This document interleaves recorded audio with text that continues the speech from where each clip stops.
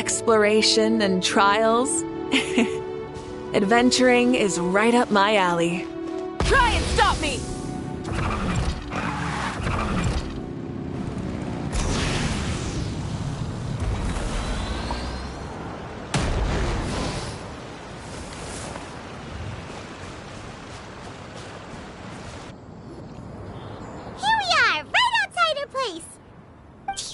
Remember the first time we came here?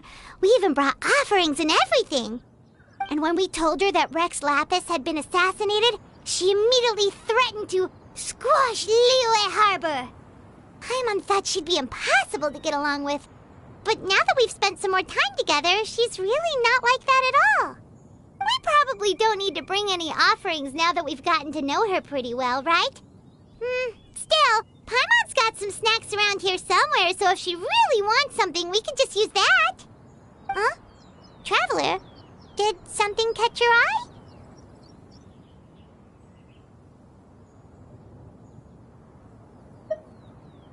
Whoa, what a pretty lady!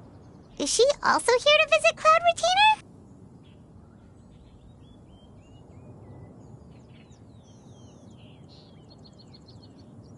Yeah, you're right. All it takes is one look and you can tell she's someone special. As expected of that bird lady, really. She must have a whole bunch of Adepti friends from all over the country.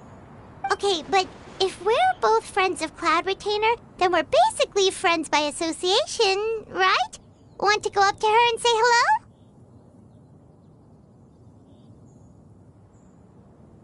Helping you make more connections is a part of Paimon's job as your reliable guide. Paimon's got this.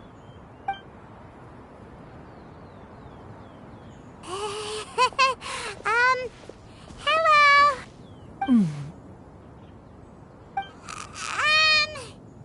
Paimon is Paimon!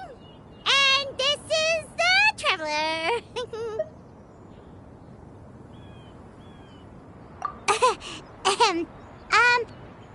Paimon doesn't think we've met, but we're also friends of Cloud Retainer. May we have the pleasure of learning your name, Madam Adeptus? You two...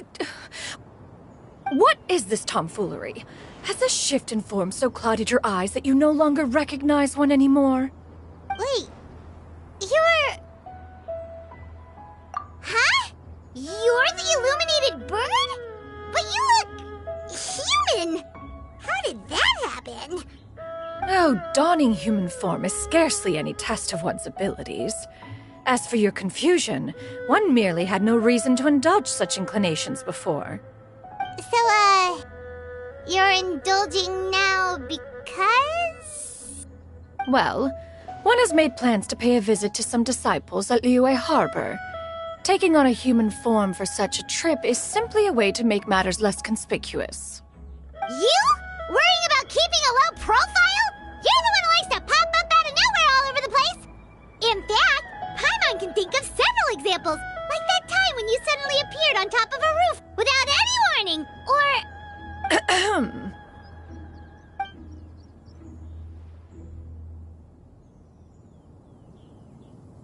Hey, didn't we agree not to bring that up unless she asked? Oh? So you have taken care to follow the proper rules of etiquette after all. Most commendable.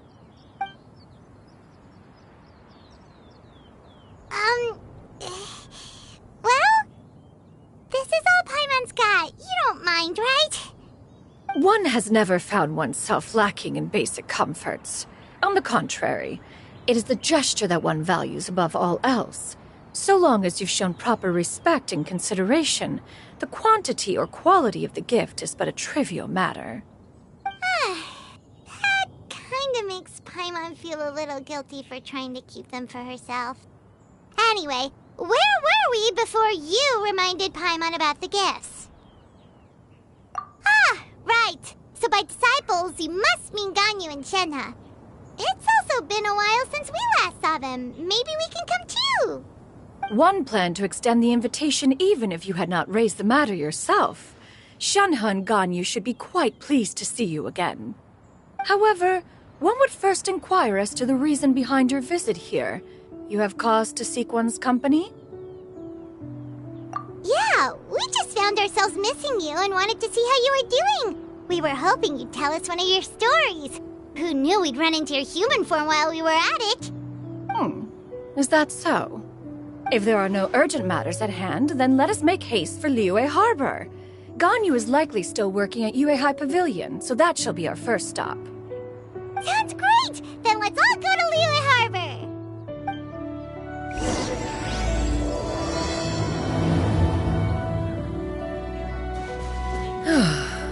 Ganyu has been quite busy with work.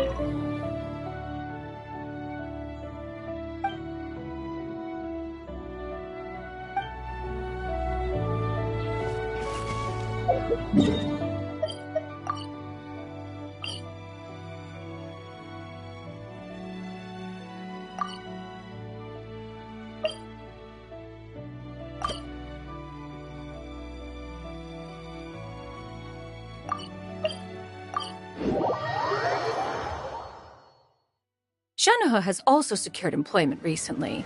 In her correspondence with me, she wrote that she shall have no need to return for the foreseeable future. Did they think one was so easily mollified? One shall investigate everything with one's own eyes and decide for oneself if their living conditions are satisfactory.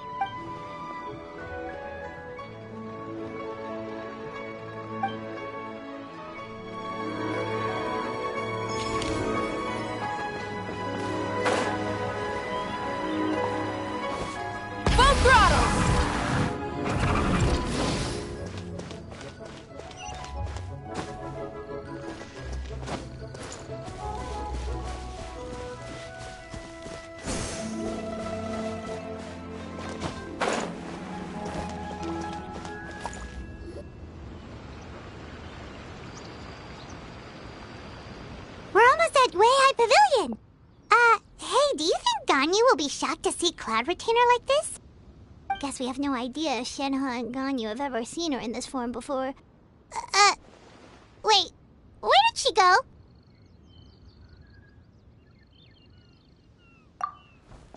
Why are you just standing there, Cloud Retainer? Quietly now. One shall stay here. You two can go and meet with her. But why? Isn't it better if we all go together? If one were to proudly proclaim one's presence, Ganyu would surely profess herself otherwise unoccupied and drop everything to attend to one's visit. One fears that would only result in her staying up all night to make up for lost time. One does not wish to trouble her. Conversing vicariously via you two shall suffice. Do remember to inquire as to her recent well-being. Again, do not mention one's presence here. Fair enough. Makes sense. All right then, we'll just pass on your regards and... Cloud Retainer? Oh, busted. Is that lady someone you know, Ms. Ganyu? She is indeed. I'm sorry, Huixin, but could we delay the upcoming meeting for a little bit? I believe my schedule today is quite full. Although, perhaps I could move some work to later in the evening. Oh, not to worry, Ms. Ganyu. I'll make the necessary arrangements right away. Thank you, Huixin.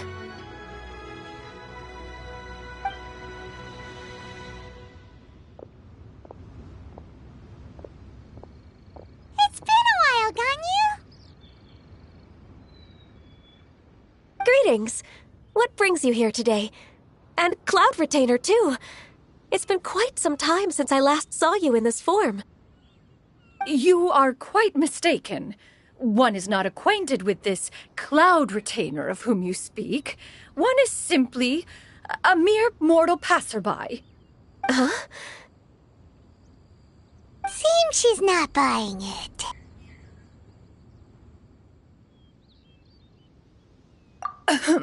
That was but a simple test. One did not expect you to be able to recognize one so easily, especially after so many years of only seeing one's other form.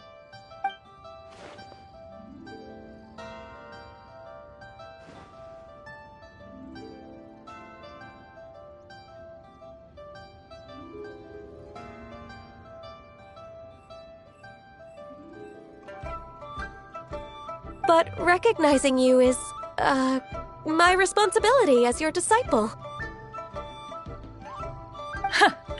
An apt observation. One was simply passing by while attending to some important business. One thought it would only be fitting to pay you a visit while in the area. Wait, Paimon wasn't aware of any important... Cloud Retainer's right! We've still got something super important to do, so we can't stay here for too long today. Oh, is that so? But it's been so long since we last saw each other. One simply desired to see you and had no intention of interrupting your work. A quick conversation should suffice for today. A more involved reunion should wait until you find yourself less occupied. I understand. That should be fine. While one acknowledges the amount of work that you have to deal with every day, one must also remind you to rest. Though Adepti blood flows through your veins, excessive exhaustion will still cause grave harm to your body. It still makes one nostalgic to see you as you are now, respected and independent. When you were young, you oft begged one to cuddle you to sleep when you suffered from nightmares. Cloud Retainer! Stop! If you insist. We are running short on time regardless, so one will refrain from going into each and every story. Why don't you continue your conversation? One shall simply stand by and listen. Wow, you've been to so many new places since the last time we spoke. If you ever need anything, please just come find me at Uehai Pavilion. Also, forgive me for my presumptuousness, Cloud Retainer, but if you plan to continue appearing in this form, don't you think it'd be helpful to adopt a human name? A human name? Huh. You raise a valid point. Considering the sheer extent of one's renown, Cloud Retainer is surely too recognizable as a name. You really think so? Not that you're not famous or anything, but that famous? You presume to know the extent of one's illustrious achievements. One would hardly think such a thing to be possible. Nevertheless, Ganyu's advice cannot be ignored. From this point on, when in public occasions, be sure to refer to one as Shenyun. Canyon? I assume that's a reference to the full record of Pristine Pavilion. An Adeptus of years past would rise with the clouds and rest with the moon. They were enlightened and wise, free and unfettered. The writer referenced Master's name to describe her carefree and spontaneous nature. Oh, that sounds super cool! Paimon feels like only the most powerful of Adepti could rise with the clouds and rest with the moon. Actually, those lines were originally written to describe Cloud Retainer herself. Huh? Wait, so you're really that powerful? And what of it? Did you truly take one to be nothing more than a bird of bigger than average size? Not exactly. To be fair, Cloud Retainer rarely speaks of her past accomplishments. The tales of her past can only be found in ancient texts. It is said that once, a long, long time ago, there was a severe drought in Liyue. Left with no choice, many people left their homes, while others spent day and night praying to the Adepti. Although I did not live through such tragedy, simply reading about it is enough to gain a visceral understanding of all the pain and desperation during that time. On top of the drought, a noxious gas also began to spread through the land. If not for Cloud Retainer's efforts, much of Liyue would be nothing more than a barren wasteland today. The books had this to say about what happened. Upon arrival, the Adeptus borrowed the wind to retain the clouds. Immediately, the clouds gathered together, and abundant rain burst forth from the heavens. Drought and plague were both driven away, and the people were saved. Wow, that's incredible! Mortal records add embellishments to dramatize past events. One did merely what one ought, and even if one had not interceded, the other Adepti would surely have stepped in to help. Even so, you stopped an entire drought! Can you really control the weather like the book said? Oh, Paimon suddenly has a lot more respect for you. So it was Paimon's bad for calling you Illuminated Bird before. You're not too mad, are you? How laughable. A name is but a simple label we carry with us on our journey through the world. Why would one be offended by such a trivial matter? That's a relief. In that case, Paimon will continue to call you whatever feels right in the moment. Well, that is quite enough ancient history for now. Ganyu, have you had word from Shenhe? One has heard that she procured a job recently. Have you any thoughts on her workplace? And what, pray tell, of her monthly remuneration? Moreover, does she find herself overly inundated with work? Is she allowed time off during Lantern Rite? That is a lot of questions. There is no cause for concern, Cloud Retainer. I introduced Shenhe to her employer personally. Wanmin Restaurant's business has been booming recently. So, with Chef Mao being swamped with customers, and Xiangling still off and out in search of new recipes, I introduced Shenhe to staff the restaurant. I see. Most excellent indeed. One has had the pleasure of being introduced to that family. Xiangling is kind and astute, while her father is loyal and reliable. One has no cause to believe that they will make Shenhe's work difficult. Now, it is almost time to partake in the victuals of noon. One shall visit Wanmin Restaurant in person and see how Shenhe is doing. Huh? But didn't you just say that you had something important to do? Can that wait until after we've eaten? You may return to your work, Ganyu. One shall see to this matter on one's own. There will be many an occasion to dine together in the future. One is certain the opportunity shall present itself most readily. Of course, Cloud Retainer. Please take care. Traveler, Paimon, I'll see you some other time. See you around, Ganyu! Paimon was pretty quick on the uptake there, don't you think? As soon as you mentioned important business to attend to, Paimon realized that you were just looking to cut the conversation short and not take too much of Ganyu's time. Is Paimon right? No, in fact, it was not an excuse. One is indeed visiting Liyue Harbor for an important purpose. Wait, for real? Neighborhood. The moment is not yet upon us. Still, the truth will be revealed to you in time. Huh. She really seems to be playing up the whole mysterious Adeptus thing right now. Is it because we just heard that cool story about her powers?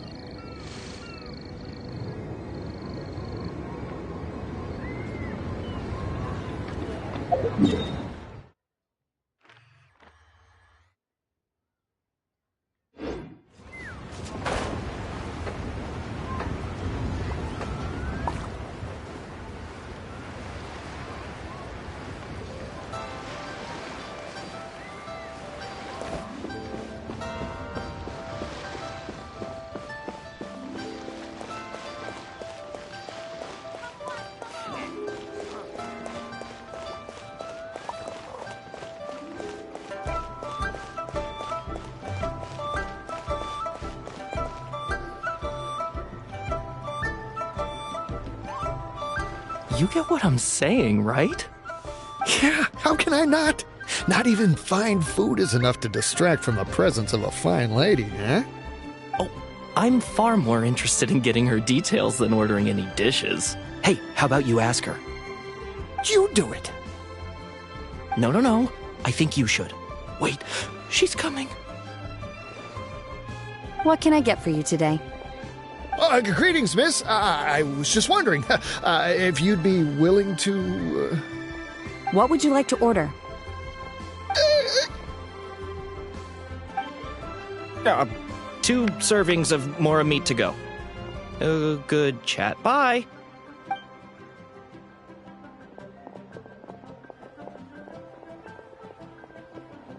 Shenhe! Welcome. It's been a while. May I take your order? Don't welcome us as guests and greet us as old friends in the same line. It's weird. Mm-hmm. Oh, and this is? This is Miss Xinyun. Master? Huh? One does not recall ever revealing this form to you before. How were you able to ascertain one's true identity with such ease? I've trained and lived with Master for more than 10 years. I would recognize you no matter what form you take. You... Is something the matter, Master? Hardly. One simply learned of your employment from your letter and came to check on your well-being. And check out the great food, too. Indeed. It's almost lunchtime. My apologies. I'm still on the clock and can't talk for very long. Well, if it isn't the Traveler and Paimon. Are you here for Shenhe? The lunch rush isn't in yet, Shenhe, so I've got things covered for now. Go ahead, sit down, and enjoy some time with your friends. I'll let you know if things pick up. Thank you, Chef Mao. Woohoo!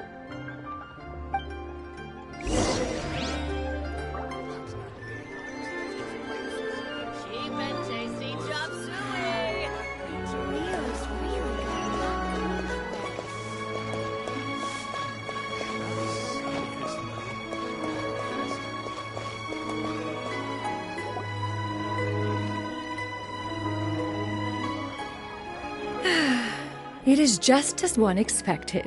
The owner of Wanmin Restaurant is indeed a most reasonable and accommodating human. Still, the work here entails dealing with quite a varied group of people. Has this been difficult for you, Shenhe? It's been manageable so far. I sometimes run into strange people, but I have figured out a way to deal with them. Seems like you've been making progress. So by dealing with them, you mean... First, I try to talk sense into them. If that doesn't work, I threaten them with violence. At this point, they usually decide they are in favor of a civil conversation.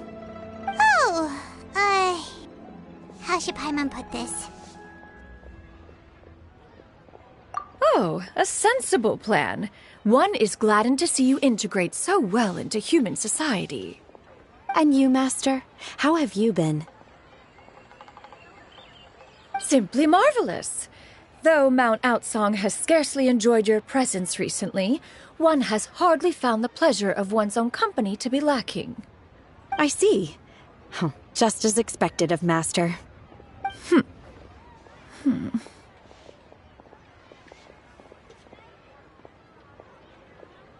I have missed Master quite a bit too. even though work has been busy lately, I've already had a conversation with Chef Mao about taking some time off soon to visit Master. Oh, you did? Do make note of such matters in your letters in the future. There's hardly a need to keep one in suspense. Whoa. Her mood shot up just like that. By the way, Master, since you are in Liyue Harbor, have you had the chance to visit Ganyu? Indeed. She is similarly preoccupied with her work.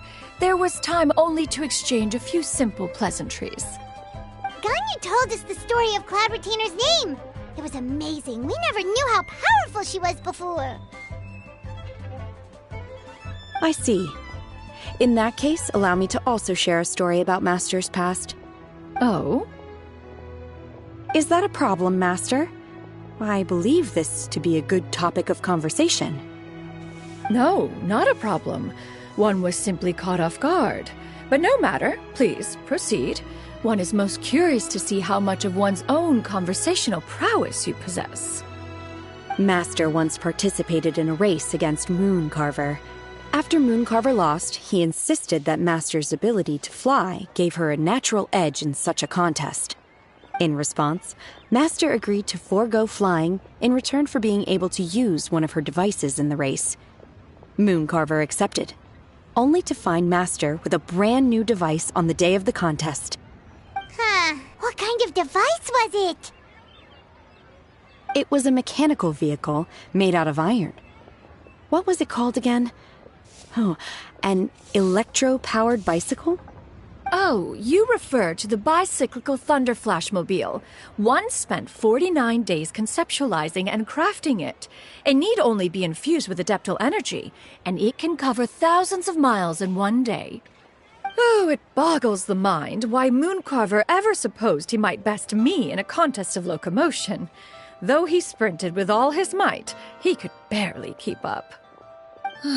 Alas, the one flaw of my mechanism lay in its weakness against mountainous terrain. One was thwarted mere seconds from victory, when it was thrown off course and failed to make it across the final stretch. Truly a most unfortunate turn of events. Anyway, do go on, Shenhe. Master, that was the end of that story. Is that so? Huh. With you gone, one has seldom felt the desire to call upon those old fossils for another contest. What is a race without spectators, after all? Have you been lonely, Master? Lonely? Huh. At one's age, entire human generations come and go in the blink of an eye. Even one's own self-directed musings can span several days and nights. 'Tis a most foreign sentiment. The mere mention of it is preposterous.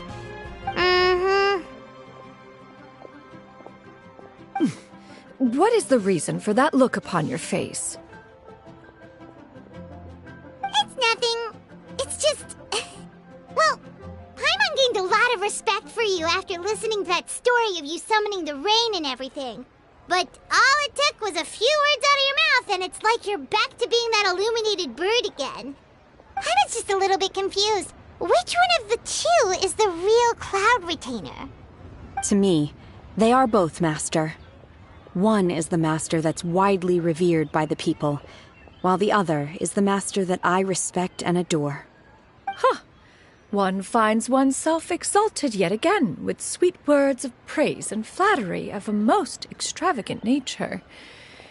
You chose to exalt one with your words, yet you refuse to grace Mount Outsong with your presence for any extended period of time. One would almost question the sincerity of your estimations. This is not to say that your words paint an inaccurate picture. One has always lived by a single ideal. Eschew all action and abide by no rule. One does as one pleases and speaks as one pleases. Others may critique or praise as they see fit, yet one places little weight in such judgments. She got what, 2 sentences of flattery from her disciple, and it's as if her ego is about to burst. Do you have any empty tables?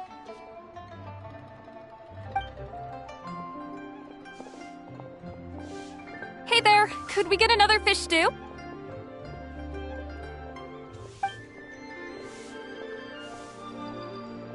I'm hearing more guests come in. I should get back to work. All right, good luck with the lunchtime rush, Shenhe. Mm-hmm. I'll try my best.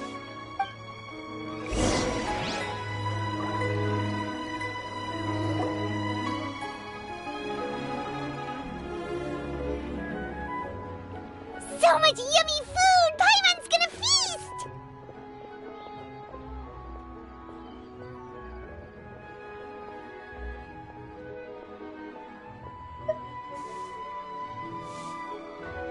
One is fond of all kinds of delicacies and delights in a multitude of flavors. The dishes here demonstrate no shortage of culinary skill. Their unique flavor profile has left one more than satisfied. In fact, one has been struck by quite the fit of inspiration. One has already begun to conceptualize the next generation of supreme cuisine machines.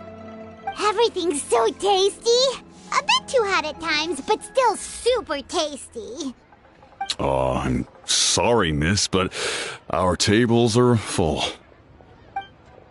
Shall we try somewhere else, Granny? But it smells so delightful. Can we really not eat here? My poor legs can't go on for much longer. Well, you could always check with some of the other guests and see if anyone's happy to share a table. Okay, I'll ask around.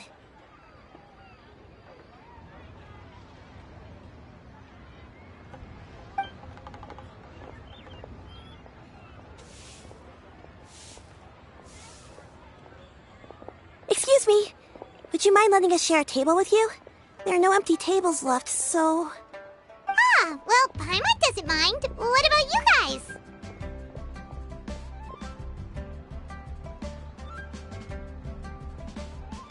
Great! Thanks so much. My name is Shuyu, and this is my granny, Yuendai. Granny? Yep. Is there something wrong with that? No, Paimon's just a bit surprised. She looks so young. Yeah, a lot of people compliment Granny on her youthful looks, but she's actually much older than she appears.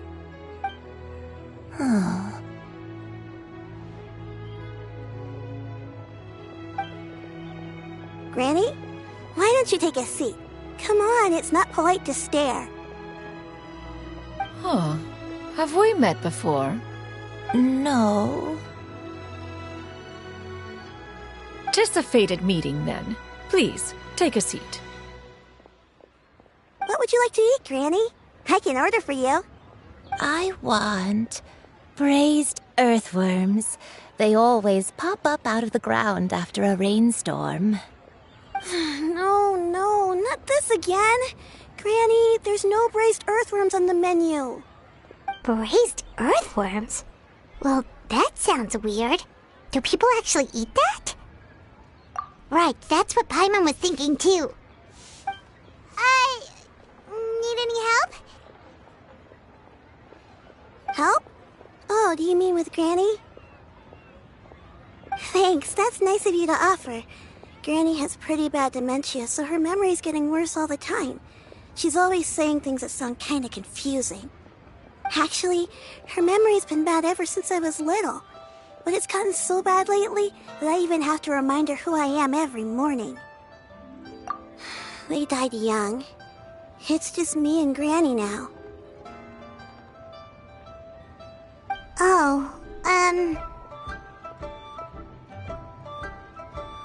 But it's okay. Don't feel bad. Granny loves me a lot, and I love her a lot too. Sure, it's hard at times, but you just gotta make the best of the life you've got. Wow, you're really tough for your age, kid. You're too kind. And me? Oh, what about me? You're tough too, Granny. Plus, you're really gentle, and you're always there for me. Yes, and it's hardly as if I forget everything. I still remember the important things. Wait, what was that really important thing again? Ah, I remember now. It was a dream. I had a dream where everything was dark. Someone was standing in front of me.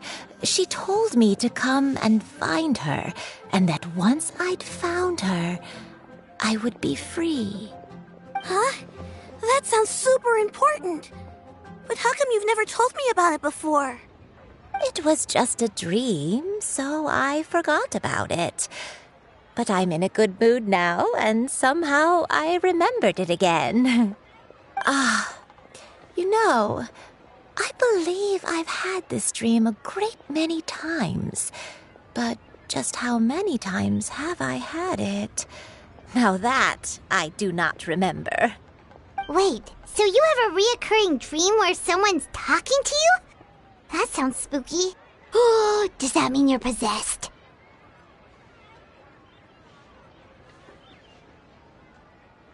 Unlikely. Her eyes are clear and her breathing remains calm and level. One sees no signs of possession.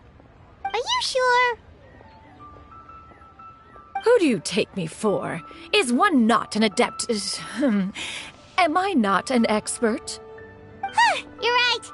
Paimon almost forgot you're the expert. In that case, do you still remember what the person in your dreams looked like, Granny? Not anymore. Although, I have a sense that she looked rather like me. But not as I am now. My younger self.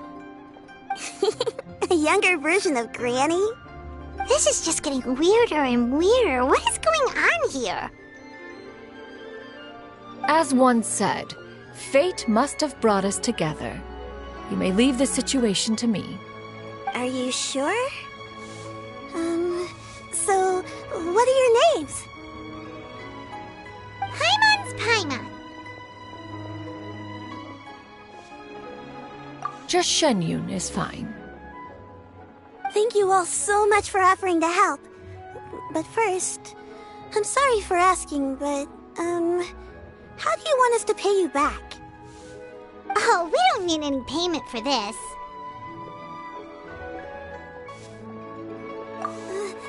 Thank you so much. You're welcome.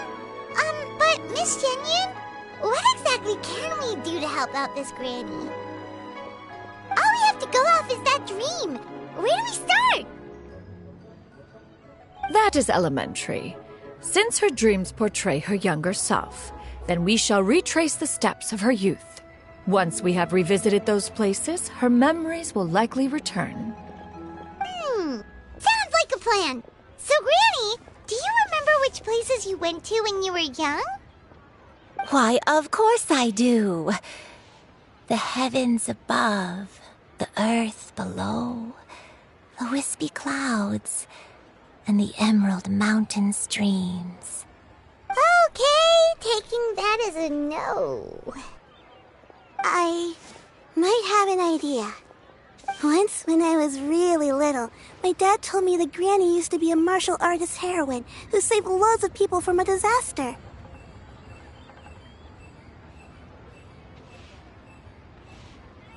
If it's true, then maybe they wrote about it in the history books or something. A martial arts heroine?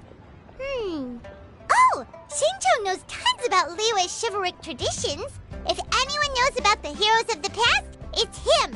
Let's go find him at the Feiyun Commerce Guild. Are you leaving already?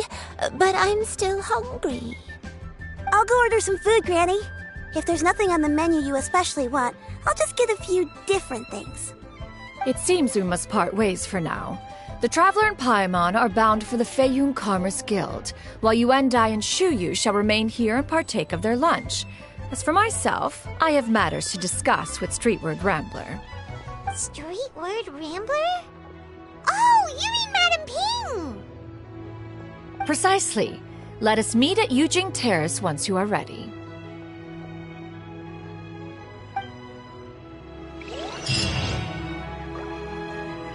Everyone, please, eat to your heart's content. Where are you you going, Granny? Don't you like the food? Fresh milk. I need to buy you some fresh milk. Milk? Why? You need to drink milk before eating, or the spicy food will make you cry. Hush, little one. Don't cry. Granny, you're forgetting things again. I'm not a little baby anymore. I can eat spicy food now. Even the super spicy dishes, like their fish stew. I can eat 2 whole bowls, no problem. Wonderful. Oh, wonderful. My darling granddaughter is all grown up.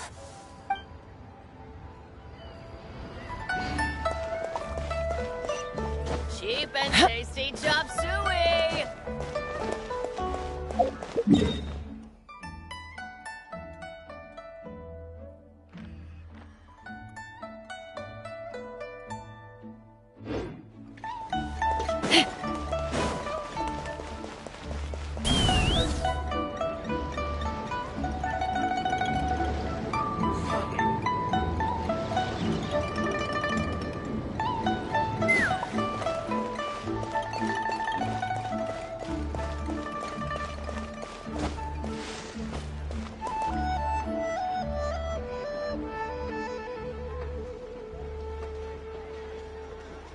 Huh. It's you two. What brings you here? Xingqiu! Great, we found you! We wanted to ask you about something.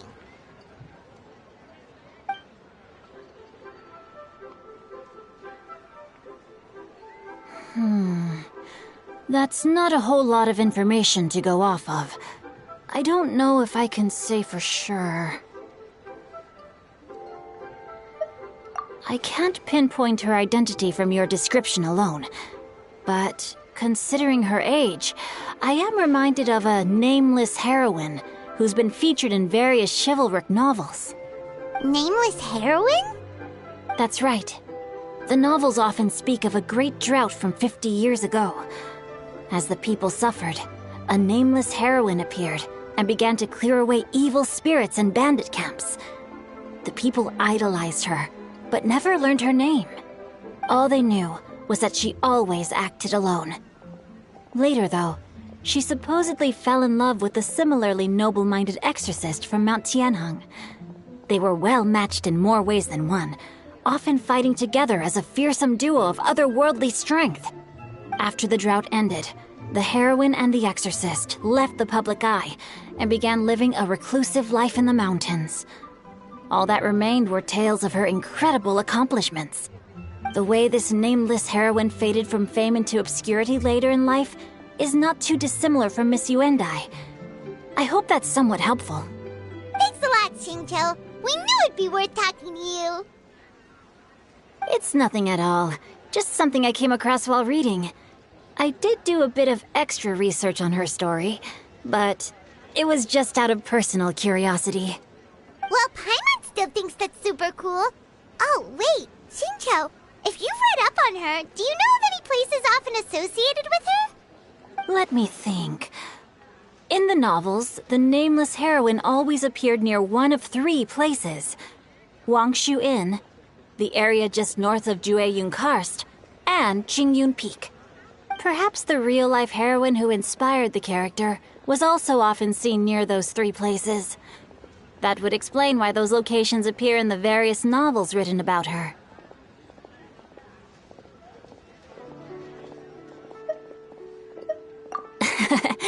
You're welcome. To be honest, I found some parts of the story confusing when I first came across it. If Miss Yuendai was indeed the original inspiration for the character, she may just be able to help me put the pieces together.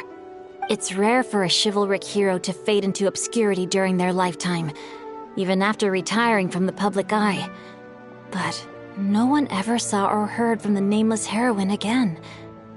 There were even rumors that she became extremely ill.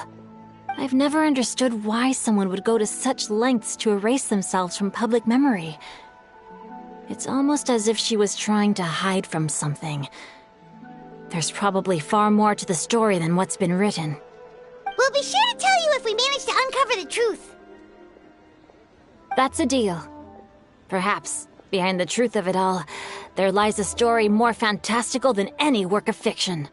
Paimon feels like we just learned so much from Xingqiu. A drought, a nameless heroine, a life of seclusion. Wait, why does the story sound super familiar? Oh, right! There's a drought in this story, too! Xingqiu, are droughts super common in Liyue or something? Well, they used to be. But people have long since developed methods to prevent them, like by cultivating the soil or digging canals.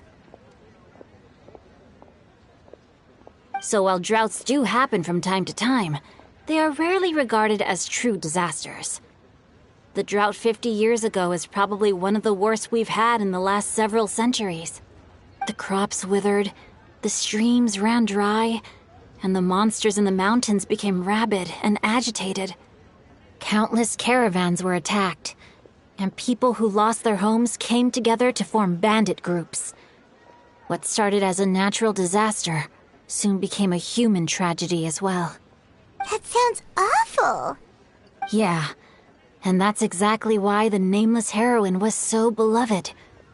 She must have been someone of true integrity, to do so much for the people while asking nothing in return. Still, as terrible as that drought was, it was nothing compared to the truly calamitous disasters that befell this land in ancient times. They say that back in those days, disasters were both more severe and more common. Only the strongest of Adepti could hope to dispel the ruin and devastation. Do you have any other questions?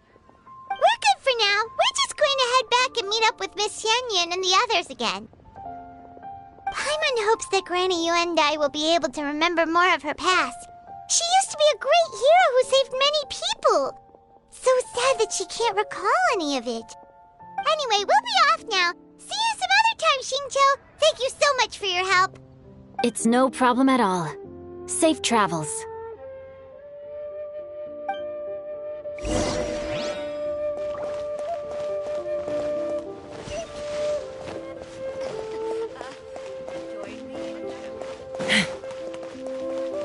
Take me up!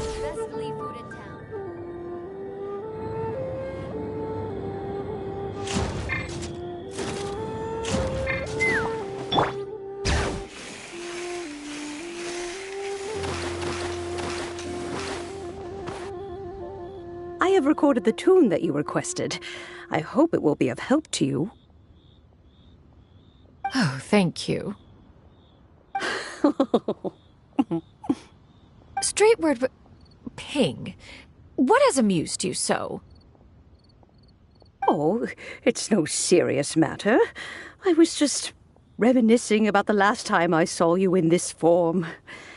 Time has wrought such change in this world, and yet you appear just the same as ever. Time has little bearing on one's existence, nor has one keenly felt its effects whilst dwelling at Mount Outsong. Nevertheless, Ping, one would like to seek your counsel on a personal matter. Oh, why so formal all of a sudden? I must say, you're making me a little nervous. What is it? Well, the inquiry is as such. Approximately how much more would one need to afford a comfortable life in the harbor, not unlike the one that you yourself lead? It does not require as much as you may think. Still, do you mean that... Cloud Retainer, Madam Ping! What are you two talking about? Nothing save for some trivial matters. Have you unearthed any useful details? Xingqiu has a theory, but let's save it for when Chuyu and Miss Yuendai have joined up with us again.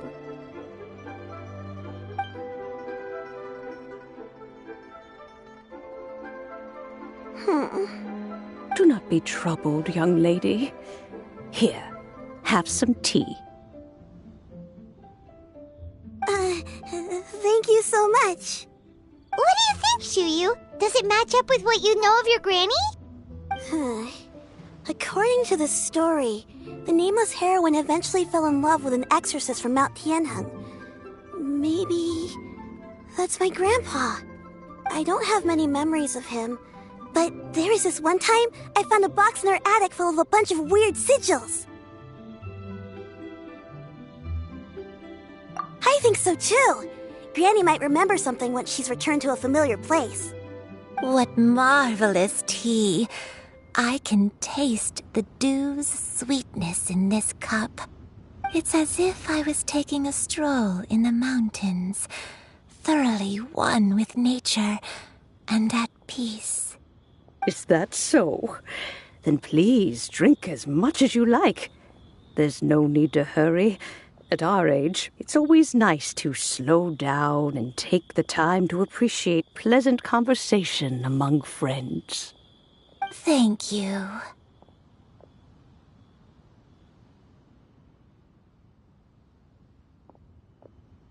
Okay, since we have the time, can I ask you something?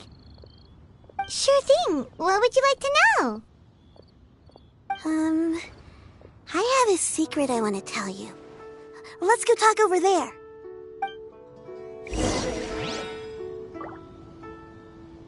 Please be mindful of your personal safety.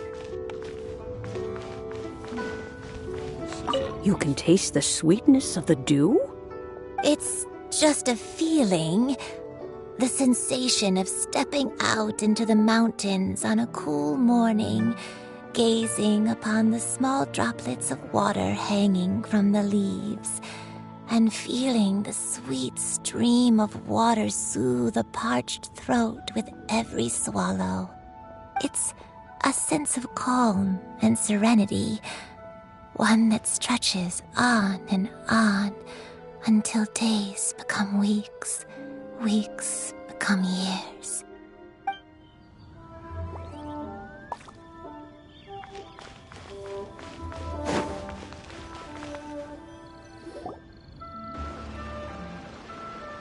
What's wrong, Shiryu? Well, I've been kind of meaning to ask ever since we started talking in the restaurant, but are you guys all adepti in disguise? Oh! About that. Well, you guys just seem super special. Plus, I think I might have heard Miss Shen Yun call herself an Adeptus. Oh, must have been a slip of the tongue. Shen Yun, since you were the one who, misspoke, maybe you can explain to Shiryu here what you really meant by that. One is indeed an Adeptus. Is that of some concern to you? Huh? I knew it. Well, one time when I was a little kid, I saw a pure white illuminated crane. I had this super high fever, and Granny wasn't around. I was feeling all icky and gross. But then this snowy white crane flew down from the sky. She put me on her back and flew me to her cool Adeptus house and fed me some sort of magic potion. When I woke up, I was already back in my bed and my fever was gone. I really wanted to thank her, but I was too sleepy to stay awake, so I never got the chance. So I just kind of wanted to ask if maybe any of you have ever met an Adeptus like that? A pure white illuminated crane? The only two we've ever met are blue and white and black and brown. Have you ever met one that's pure white, Cloud Retainer? Never has one met an Adeptus with such features. One surmises such a description is but a hyperbolic embellishment that oft results from narrative accounts. That's weird. Was it really just a dream then? Well, even if it was just in my head, it doesn't matter that much anyway. All I really want is to help Granny recover her memories. I'm really grateful for all your help. Leave it to us! Now that we know the 3 locations, we just need to visit them one by one. Let's go to Wangshu Inn first. Okay, I'll go get Granny.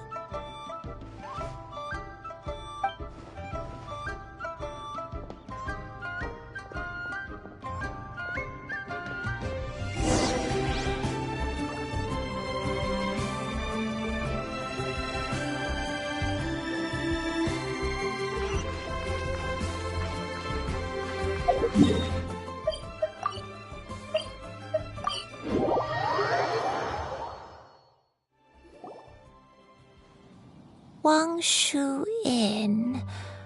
Wangshu Inn.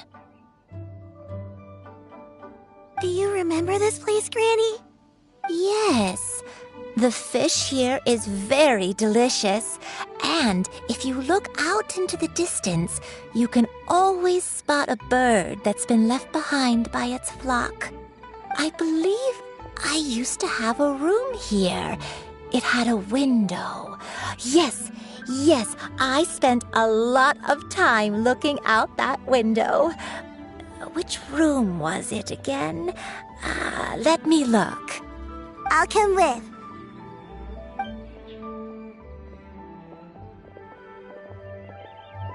Paimon's still having some trouble understanding what she's talking about, but if she's so familiar with this place, that must mean she lived here, right? Wait, huh? Whoa! Shell! What are you doing here all of a sudden? You scared the living daylights out of Paimon! I sensed a non-human presence and decided to come take a look. If you're here, then there's likely no trouble afoot. I suppose there's no cause for concern. It's been a while, Cloud Retainer. I see you have returned to your previous form.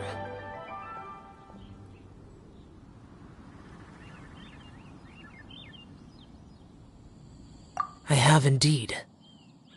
I fought alongside her in this form on many occasions during the Archon War. Oh, wow! What was she like during the war? Oh, wait, let Paimon take a guess. Was it anything like this? Behold, the glory of one's newest invention, the Bang Bang Continuous Fire Mechanism. Hands up and surrender, or be prepared to face the full might of the Adepti. An impressive imitation. Paimon knows her all too well. Even so, Cloud Retainer was not always as ostentatious as you describe. You may be unaware, but her talent with Adepti sigils is just as formidable as her skill in mechanics. The Archon War reached its peak after Guizhong's death. The Cloud Retainer who fought beside me in those devastating battles was taciturn and solemn, only speaking when she had to activate her sigils. A Cloud Retainer who barely talks? Paimon can't picture it. But what happened after that? If you were so powerful in your human form, why did you decide to take up your bird form again? Once one had bid farewell to the world of mortals, what use would one still have for such a shape? When dwelling between mountain and forest, away from the struggles and troubles of the mortal world, a mortal form is hardly the most fitting of choices. After the war, Cloud Retainer retired to Mount Outsong, only revealing herself to the occasional visitor, and always in her avian form. Although I do believe there was an occasion some 30-odd years ago when she decided to don her human form. I believe it was for the purpose of... One believes there is little need to relive bygone matters. Granny, are you okay? Back then, at this place, Perhaps this conversation should end here. I shall take my leave now. Should you encounter any trouble, you need only call my name. However, given that you are traveling with Cloud Retainer, I trust you are in good hands. Everyone! I think Granny is finally beginning to remember her past. Slowly now, calm your mind and recount what has been recalled. A long time ago, I stayed here to recuperate from my illness. Huh. So what Shinto said was true! You did fall ill! Was that why you went into hiding? I don't remember. I'm very sorry, but I can't even remember the name of my illness. The only thing I can remember is that it took a great toll on me, and there was no cure for it. I was confined to my room in Wangshu Inn, where I spent many days unconscious. I'd come to every once in a while and stare at the migrating birds outside the window. It was a solemn sight. I remember crying, but I'm not even sure I knew why. One day, I met a traveling merchant. Upon hearing of my illness, he sold me a bottle of soul-revitalizing tea pills. He told me that the pills were concocted using Adepti blood and could be used to alleviate my symptoms. Sure enough, I made a full recovery. My illness remained dormant for several decades after that.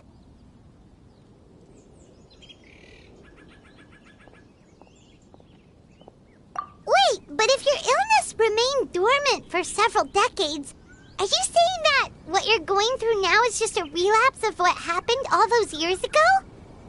And it was all thanks to the pills that you managed to keep the symptoms in check? Paimon's brain kinda hurts. Do you remember anything else? I'm sorry, I don't. Oh, if only I wasn't so useless. Hey, you're not useless. You've done so much for me. Watched me grow up. Raised me. How could you say that about yourself? Oh, fret not, dear child. Granny was just a bit frustrated. That's all. The recovery of a person's memories is a gradual process. Finding pieces of one's past is always superior to not finding anything at all. Let us make haste to the next location. Next location. Next location. Oh, why don't we go to the area north of Dwayun Karst next?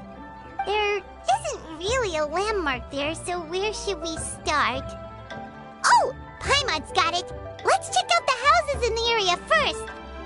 After all, if she was there for any length of time, then she would have stayed somewhere, right? Oh, Paimon's really got her thinking cap on today. At this rate, we'll recover all of Granny Wendai's memories in no time.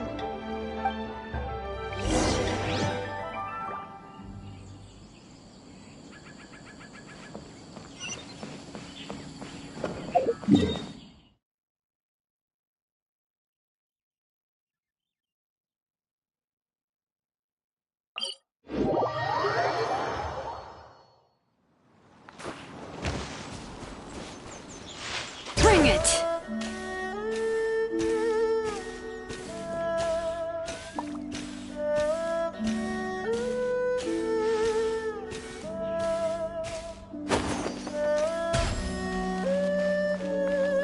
Whoa, why are there so many treasure hoarders here? Guess it's time to round up some bad guys. Light it up! Wrath from the sky!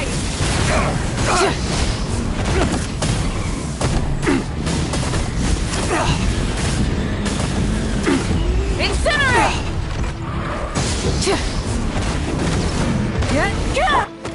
Let engraved names echo! Burn it down! The hunter becomes the hunted.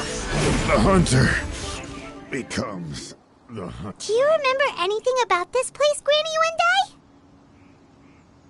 Let me think. I feel like I've been here before, but I don't think I stayed here too long. I might have just rested here briefly before continuing on my way. Got it. That's okay. There are still plenty of other places we can check. Wait a second. If I remember correctly, I believe I brought... yes. I brought some sweet snacks with me. Go on, take some. You need to eat a lot if you want to grow big and strong. Oh, thank you. Then Paimon will help herself.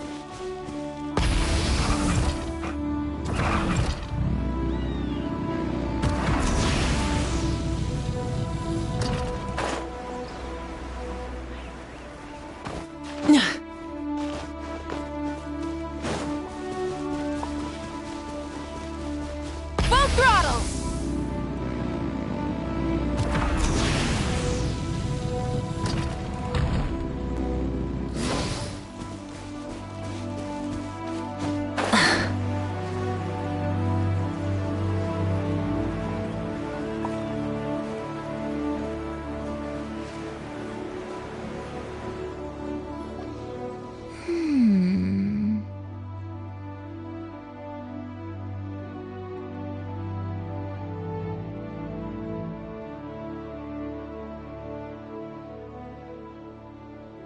I don't remember this place at all. I don't think I've ever been here before. Still, I was thinking, this place feels perfect for a game of hide and seek. Huh? Why a game of hide and seek? I'm not sure. Maybe it's because I used to play that game a lot with Shuyu when she was younger. I don't remember playing it that much. Are you sure about that, Granny? We only played a few times, and we stopped once we realized I was no good at the whole seeking part. Ah, is that so? Then I must be mistaken. Not here then. Let's try somewhere else.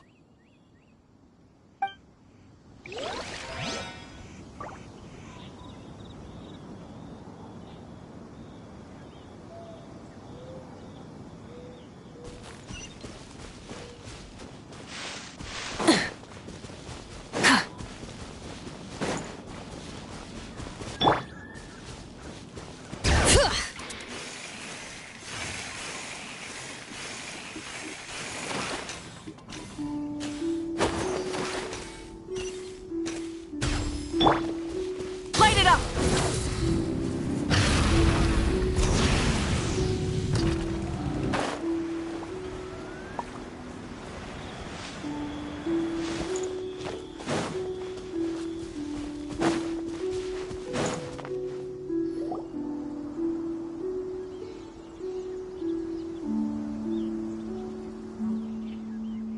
Paimon sees an abandoned house. Why don't we take a break over there?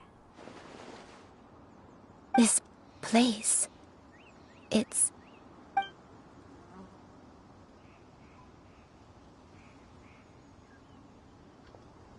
Did you remember something, Granny? I remember. Shuyu. This is where your father was born. It was a moonless night. I had been injured, so your grandpa was supporting me. We fled together with some being in the fog behind us in hot pursuit. I had exhausted my strength when the labor pains came on, so we took refuge in this house. Your grandpa set up a barrier outside, but neither of us knew if it could hold the monsters back. I remember that night. I remember falling to my knees, reciting a prayer over and over.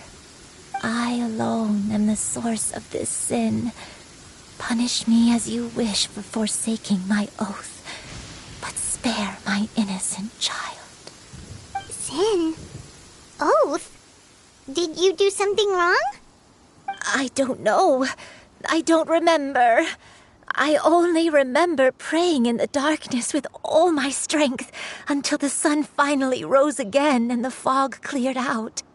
Eventually, the house was filled with the sound of my baby's first cries. That baby was your father. I remember I clutched him tight to my chest and wept tears of joy. It was the first time I'd ever felt such happiness in my life. My dad? He was my pride and joy, and so are you, Shuyu. You're so much like him, and I love you both so much. But you're always going to be different from me. Why? Just what did I do? I don't care what you might have done, Granny. You'll always be the person I love more than anything. You're too sweet, Shuyu. I'm lucky to have you with me. If not for you, I would not have had the courage to come here, to try to remember what I had forgotten. All right, let's not stand around any longer. There's one place left, yes? Let's go take a look. If one recalls correctly, the next place should be Qingyun Peak. Yuandai, how fares your health? I may be a bit slow, but I'll do my best to keep up. I'm sorry to keep everyone waiting. Climb on. I shall carry you to the top. Oh, such lightness of weight. All those who grow old grow frail in the end, do they not? First, you lose your memory, then your health. Eventually, you end up losing everything. My only wish is to depart this world with a lucid mind, to free myself of this torment and the burden it places upon others. Fret not. You have my aid in this endeavor.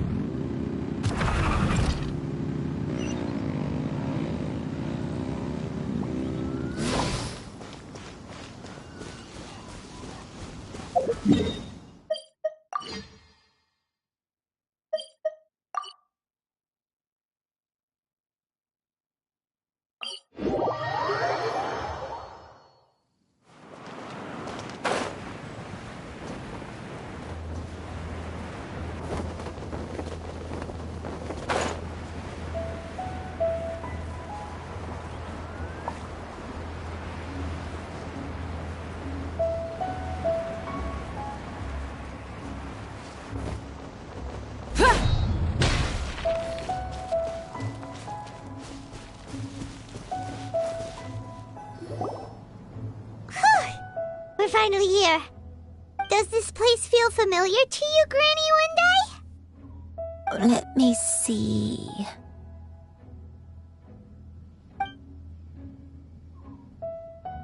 How strange. Have I lived here before?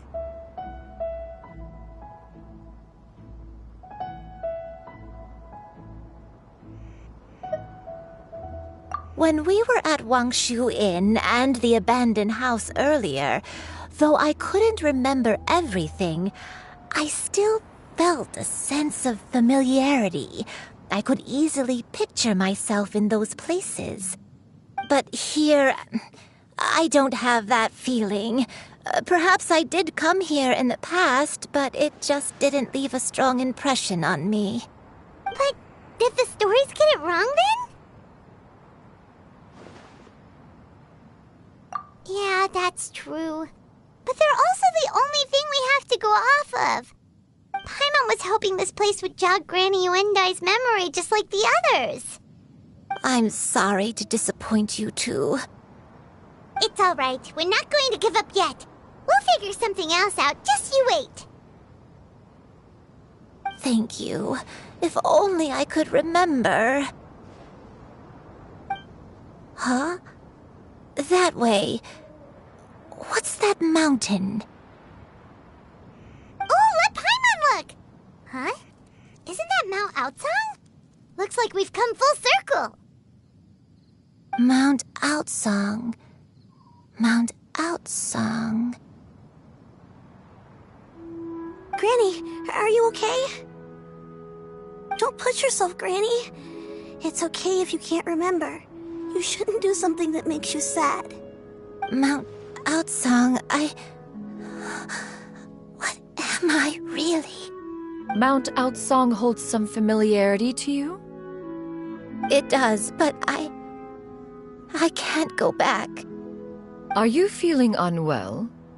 My head, it feels all heavy and dizzy. What is wrong with me? Cloud, Miss Xianyun, is there anything you can do? Let us go to Mount Aotsang. But... Fret not, all will be well. You and I, you have already given more than enough to the pursuit of this endeavor. You may leave the rest to me. I've prepared something that can aid you in suppressing the fear in your heart and restoring your lost memories. It currently resides at Mount Aotsang. Wait, really? When did you do that? I never leave anything to chance. All will reveal itself when we arrive.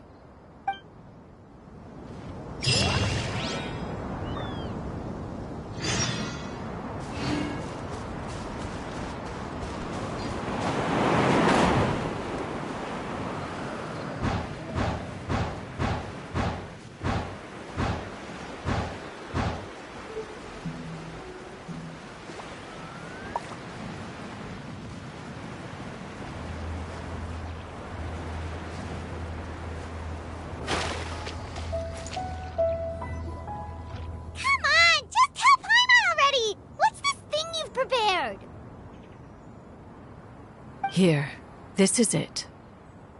Huh? But isn't this the mechanism that you were tinkering with when we first got here? Oh, is it another invention of yours? Precisely.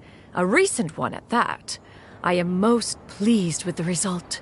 I call it the Suspensus Somnium mechanism. It periodically releases a soft breeze, which when paired with a gentle adeptal tune, can help the listener subconsciously relax and even enter a semi-hypnotic state.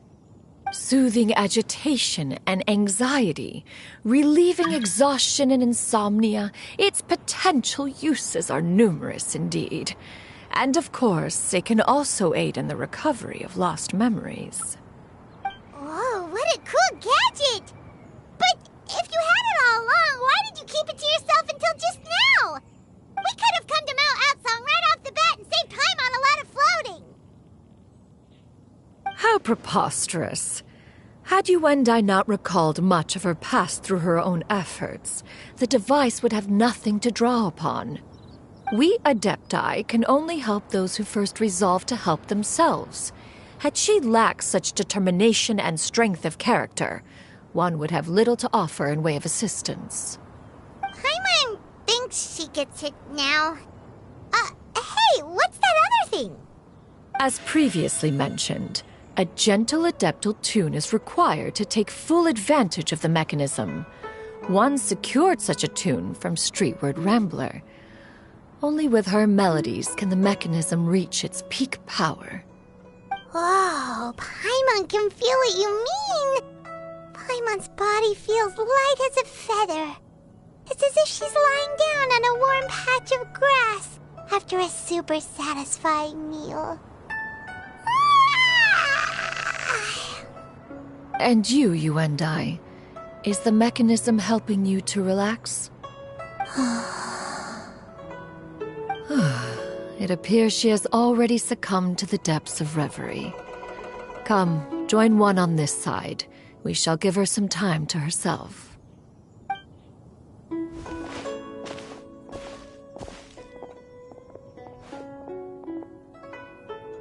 The drought is over. But why do you look like you want to cry? The potion. It's nearly run its course. I've never regretted meeting you. Not even for a second. Please. Please, no.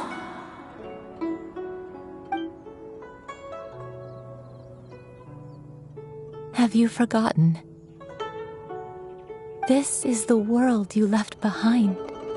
One of gentle breeze and morning dew, perfectly straddled betwixt the realms of heaven and earth. This is your home. This is where you belong. You should have never left. The you of the past, the me from not that long ago, we should have never.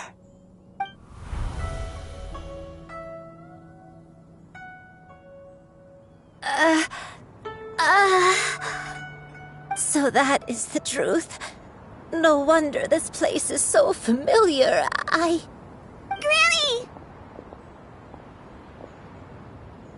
Granny, are you okay? Cloud Retainer. Your memories have returned? Wait, did you just call her by her full name? Does that mean you already knew each other? Yes. I now remember everything. Everything. Granny, please don't cry. I'm here. I'm here. Oh, don't worry, my dear child. Granny is fine. I'm so sorry, everyone. You've gone to so much trouble on my behalf. It's all come back to me now. The most important thing that I had forgotten was the truth of what I once was. One can sense the guilt that now plagues your conscience. Reclaiming a truth long buried is sure to come with a myriad of complex emotions. Perhaps one should recount the story on your behalf while you compose yourself. No, it's okay. Now that I've remembered, I must face my memories head on. Shuyu, everyone, I cannot thank you enough for all your help. I'm ready to tell you my story, if you're willing to listen. Please, Granny, don't force yourself. What happened in the past doesn't matter. I love you more than anything. Nothing you say can change that. I know, dear child. My feelings for you are exactly the same. It is for this reason that you deserve to know the truth.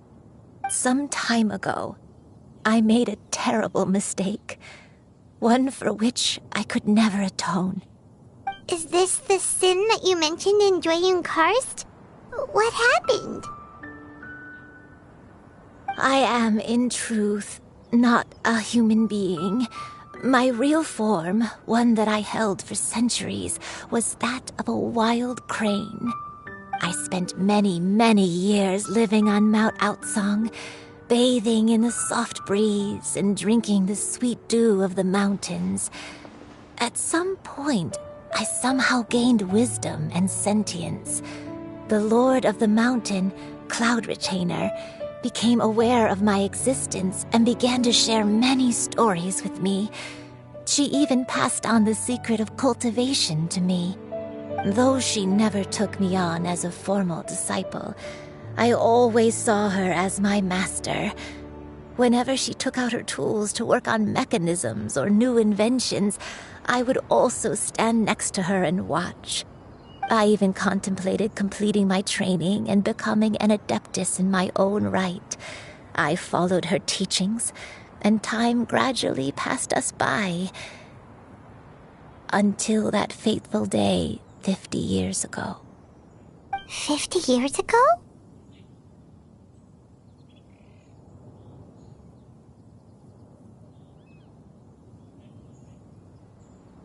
That's right. Master regaled me with many stories of her past deeds. From them, I learned how she had saved people from a similar crisis in the past. She was the one I looked up to the most. More than anything, I dreamt of becoming an adeptus like her. I wanted to travel the land like she had, relieving suffering wherever I went. But I was still far from being a real adeptus. I possessed no ability to take on human form and fit in with the crowd. Once she learned of my desires, Master prepared a special dose of human mimicry potion for me.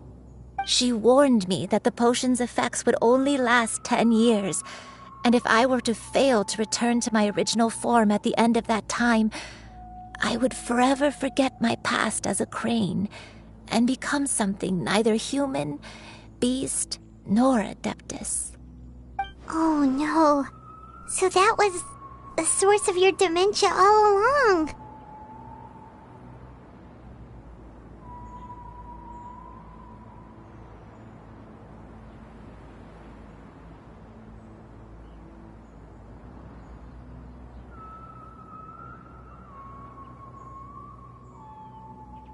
Was it because of Grandpa? Indeed, I fell in love. Though he was human, he had spent his entire life training on Mount Tianheng. When we met, it was not only my first foray into the world below, but his as well. Although clumsy and impulsive as he was, you'd think he was the real strange bird among the two of us. But still, just like me, he cared deeply about the world and wanted, more than anything, to cleanse it of all pain and suffering. I could not help but fall for him. But my time continued to tick away. Those 10 years passed by in a flash. Yet I did not want to leave his side, so I... Oh no, what happened next?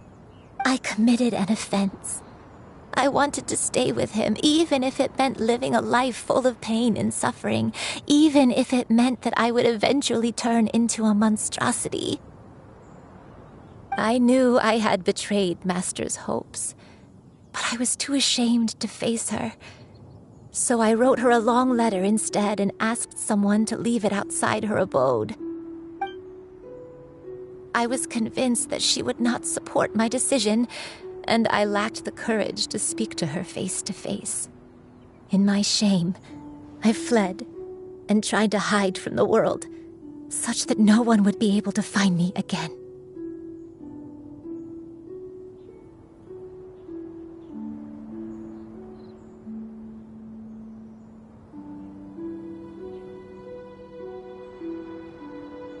But that was only the beginning of my troubles. I began to suffer from a strange illness. My memories became hazy and confused, and I could no longer keep myself awake. I understood that my pain was caused by my refusal to return to the life I was fated to lead. Along with my memories as a crane, I soon forgot the true cause of my suffering as well. I knew only that I had committed a sin.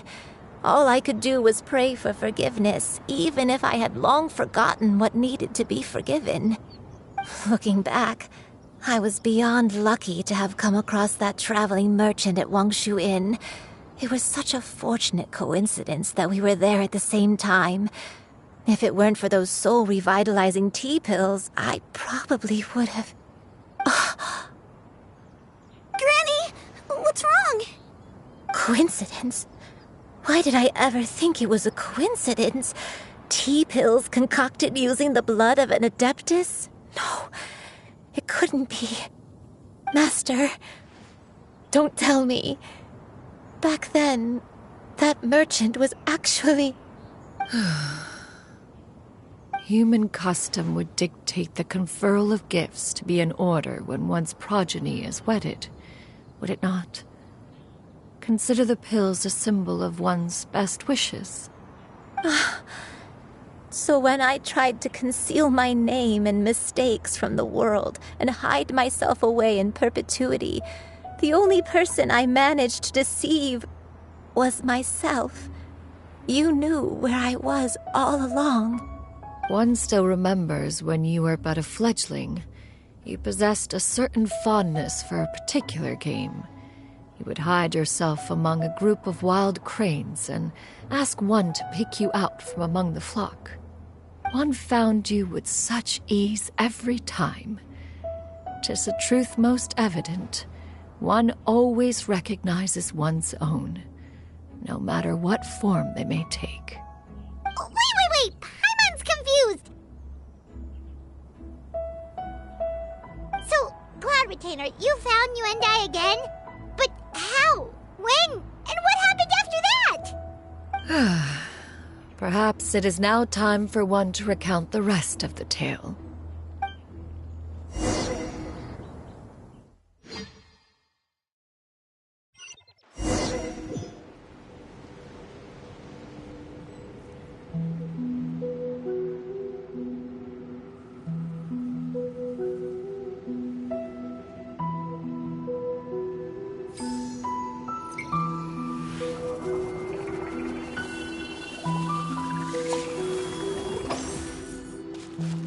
One was furious upon receiving your letter.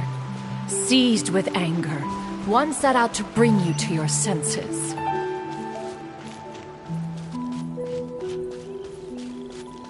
Yeah! Skyward! Scatter!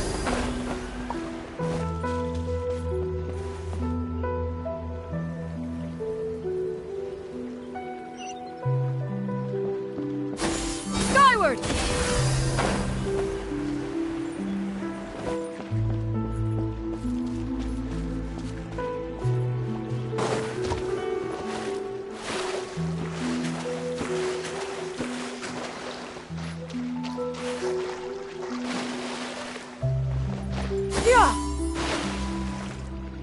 In truth, one had more than a few misgivings about your chosen partner.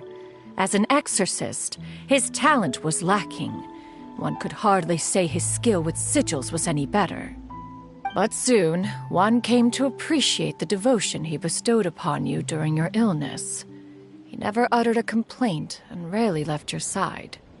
Unwilling to begrudge someone of such character, one decided to overlook his aforementioned deficiencies, glaring though they may have been. Wishing to grant you a life without regrets, one gathered many divine ingredients and used one's own blood to create a form of medicine. Though imperfect, it managed to suppress the more dire effects of your illness. As for how to deliver the medicine, after much contemplation, one eventually decided to perform the deed oneself. One took great care to alter one's features and select the appropriate attire. Only after meticulous scrutiny did one finally set out for Wangshu Inn. As one expected, you were most ignorant of one's true identity. You showed not even the slightest inkling of recognition. One was quite torn. Should one have celebrated the success of one's disguise, or mourn the loss of your acquaintance?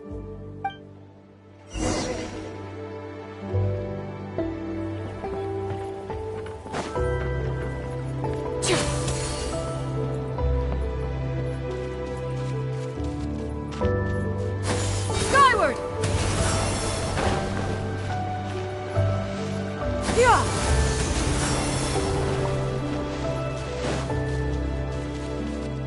Yeah! Skyward! Scatter! Yeah! Skyward! Nevertheless, one would speak to you about another matter, if you are amenable. Even considering your loss of memory, one was simply flabbergasted that you could so easily forget the consequences of consuming medicine infused with Adeptal blood. Its proclivity to attract monsters is hardly that complicated of a concept to remember. To think that you tried to travel while weak from sickness and heavy with child. Had one not intervened to clear the fog, all of you would have been lost during the night.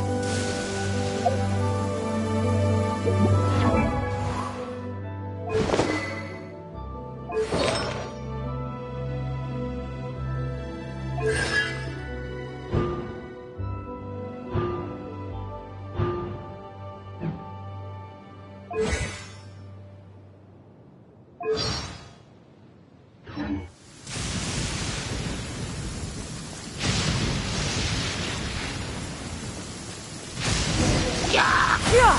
Skyward! Skyward! Make way for the Adeptus!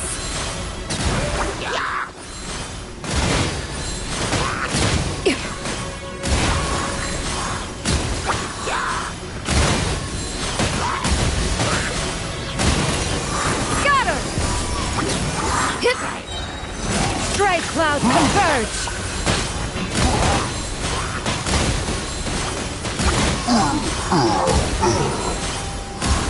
Yeah! Scatter!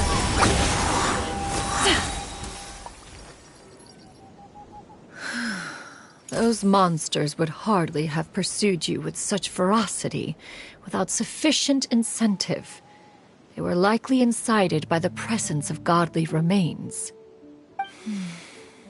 Said godly remains, in turn, were likely drawn to the trace of one scent on your body. One was, after all, an active participant in the Archon War. Some of the gods were likely shattered by contraptions of one's very making. In the end, one was relieved to see you endure through the night. At the break of dawn, one heard an infant's cry pierce through the air, and one saw you carefully cradle the child to your chest. Although certain mortal matters remain foreign to me, one could not help but be moved by your joy. To see you happy, that was more than enough.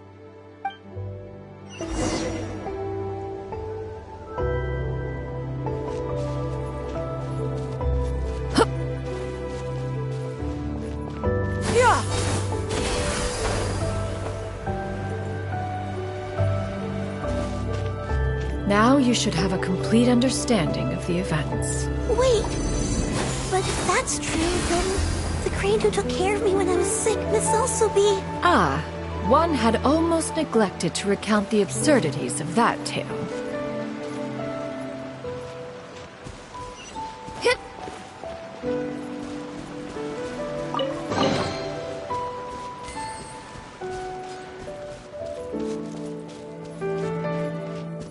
Yeah! Scatter!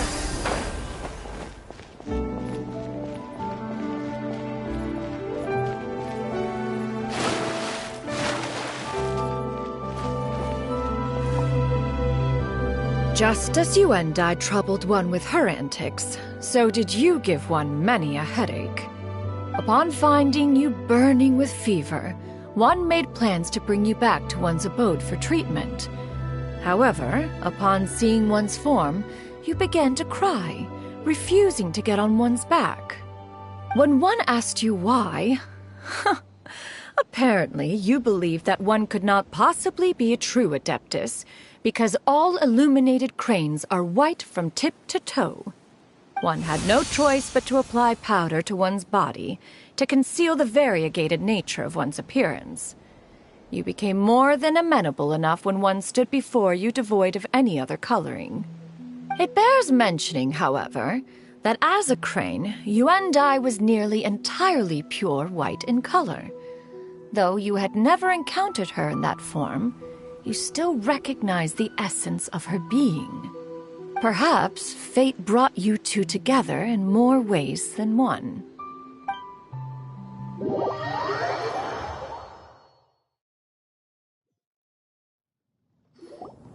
Now all has been revealed. One owes you an apology, Yuendai. One recognized you upon your very entrance into Wanmin Restaurant. One has always viewed you as a disciple of equal standing with Ganyu and Shenhe. Indeed, one wished to bring your story to a satisfactory end with this visit to Liyue Harbor. Still, one could not reveal your identity right away. Had one simply informed you of all you had lost, all those cherished memories would merely have become the fictionalized account of another. Memories are most meaningful when recalled by those who lived through them. Would you not agree? Even if the process was painful and arduous to experience. Have you any further inquiries? Master, I must ask, if you found me all those years ago, why did you leave me be, even though you knew about my mistake? Why did you not bring me back to Mount Outsong by force? One has never regarded your action as a mistake. It was a simple choice, nothing more. When it is time for one's progeny to leave the nest, it is the responsibility of an elder to let them fly free. Yet, when your wings grow weary and the night grows dark, just know that you always have a place to which to return. 'Tis a refuge referred to by many a name in mortal writing. Home, nest, haven. Whatever its denomination may be, its essence remains quite unchanged. One speaks, of course, of a place not unlike one's own abode. One's disciples are free to come and go as they wish, yet the door remains forever open to those who wish to return. One rather hopes you count yourself among them. Thank you. Thank you so much. Yuendai. One expects you too have sensed the rapid deterioration of your condition as of late, have you not? 40 years ago, you chose a path without a future. Though one used one's own blood to provide you with a few decades of extra time, it merely delayed the inevitable. One may have extended the path, yet one was unable to alter its final destination. Even the power of an Adeptus has its limits. Had your condition continued to deteriorate, you would have forgotten your life as a human entirely. In the end, you would have turned into a creature lacking in the ability to even comprehend its own monstrousness. Fortunately, you were able to avoid that scenario by reclaiming your memories. Though one sped the process along by providing some guidance, the result is entirely a reflection of your own effort. So, what's gonna happen to Granny? One will help her reclaim her original form as a wild crane. If it be fated, she may recover her sentience one day. She's gotta go back to being a regular crane, huh? Master, you've already done more than enough for me. I don't know how I could possibly repay your kindness. This is a better result than I could have ever hoped for. How much time do I have left? Not long. The transformation is imminent. Granny? Please don't leave, okay? You're all I have left. Please. Don't be sad, dear child. Granny has led a wonderful life. My only regret is having to leave you behind. Don't forget to eat well, okay? A growing young lady like yourself needs lots of good food to grow big and strong.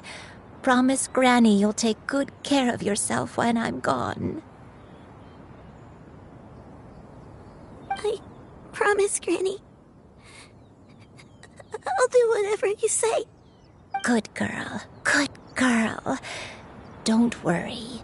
It's not goodbye forever. Granny's gonna become the most formidable crane in all of Mount Outsung. Granny will train day and night. I won't stop until I can turn into a human without having to rely on anything but my own power. When that day comes, we'll be able to live together again. You and I. How's that sound? Good. That's a good girl. Even though we won't see each other for a little while, as long as we both work hard, we're sure to meet again someday. I'll eat well, Granny. I promise. And I'll wait for you, no matter how long it takes. I'll wait for you to come back. That's a good girl. Then Granny really has no more regrets. I'm so sorry, Master. Thank you for everything.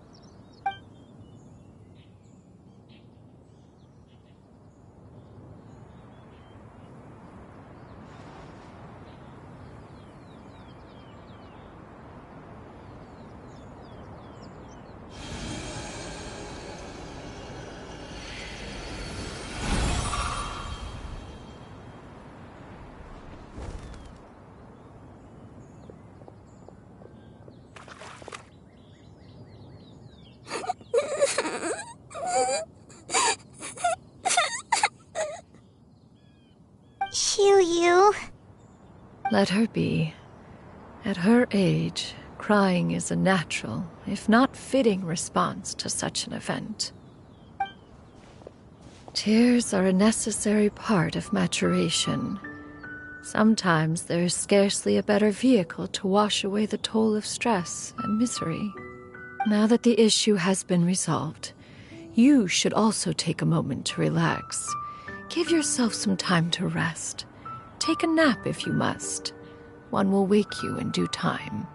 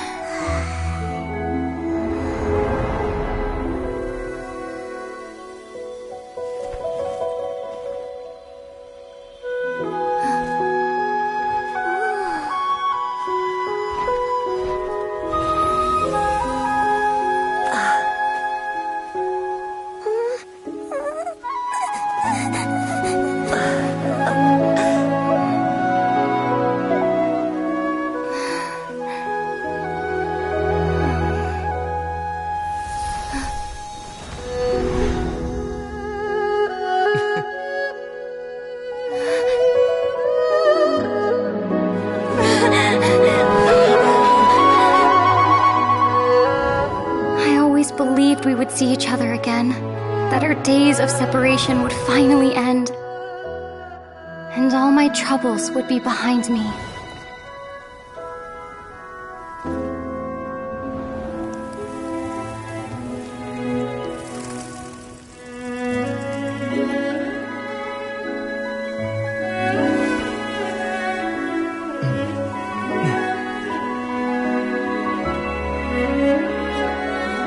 If only things could stay this way forever.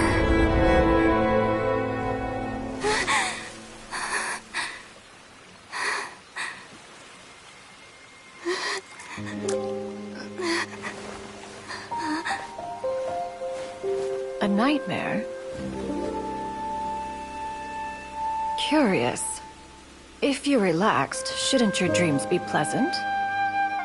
It was a good dream. It's just... You weren't ready to wake up.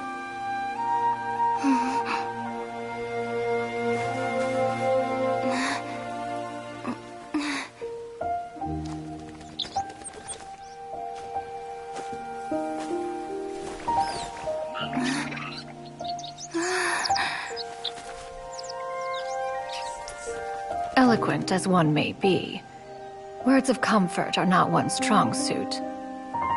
You are doing all you can. One can see your strength of will, your fearlessness in the face of danger. And so, whatever your dream may be, one believes that you shall achieve it.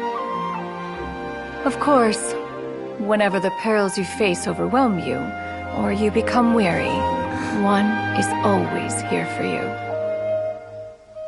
After all, as an elder, it is only right to look out for the young ones.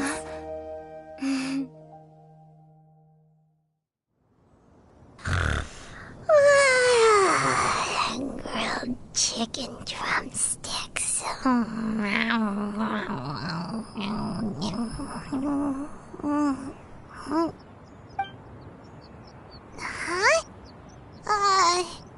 Was Paimon sleeping just now?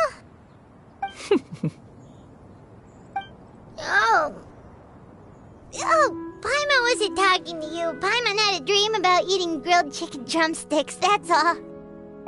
Madam Adeptus? Oh, Shuyu, you're awake. How do you feel? I feel a little better. Thanks. I know I'll see Granny again someday, so I don't feel so sad anymore. Madam Adeptus, could I ask you something? Would you take me in as a disciple? Oh, and have you reasons for this sudden interest? I know Granny thought what she did back then was wrong. She felt really bad about it. But without that mistake, I would have never been born. Even though Granny lost her memories, she never forgot to show me how much she loved me. So, I thought maybe one day I could become a cool Adeptus like you and help a whole bunch of people, just like Granny wanted to do. Upon some reflection, one supposes you are no mere mortal. The fact that Yuendai's blood flows through your veins is proof enough of that. If this is what you desire, one shall make it so. Thank you so much, Madam Adeptus. No, I mean... Master. Chuyu, are you sure about this? Paimon's gonna let you in on a little secret. We've seen Cloud Retainer's 2 other disciples, and they pretty much eat nothing but bitter herbs like Chinchin and violet grass.